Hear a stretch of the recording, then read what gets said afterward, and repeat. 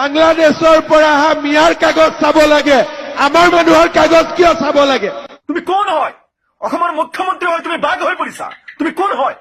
হা সিদিনা পাটকাই পৰ্বত বগাই অহা এই ব্ৰাহ্মণবাদীসকলে যিসকলে নেকি সেই দুখীয়া দৰিদ্ৰ হিন্দু মানুহক চাব নোৱাৰে, তেওঁলোকক মন্দিৰত প্ৰৱেশ কৰিব নিদিয়ে, তেওঁলোকে অসমীয়াগিৰি শিকাব, তেওঁলোকে আহোমসকলক অসমীয়াৰ গুৰুত্ব শিকাব। হা আহোমসকলক অসমীয়াৰ গুৰুত্ব শিকাব নালাগে। এই ব্ৰাহ্মণবাদীয়ে অসমীয়াক শিকাব নালাগে কাৰ কাগজ লাগিব কাৰ কাগজ নালাগে। তুমি যেনেকৈ অসমীয়া আমিও তেনেকৈ অসমীয়া। আমাৰ যদি কাগজ চাব বিচৰা তোমাৰ কাগজো দেখুৱাব লাগিব। তোমাৰ নাটক ইয়াত নচলে, ইয়াত চলিব সংবিধানৰ নাটক।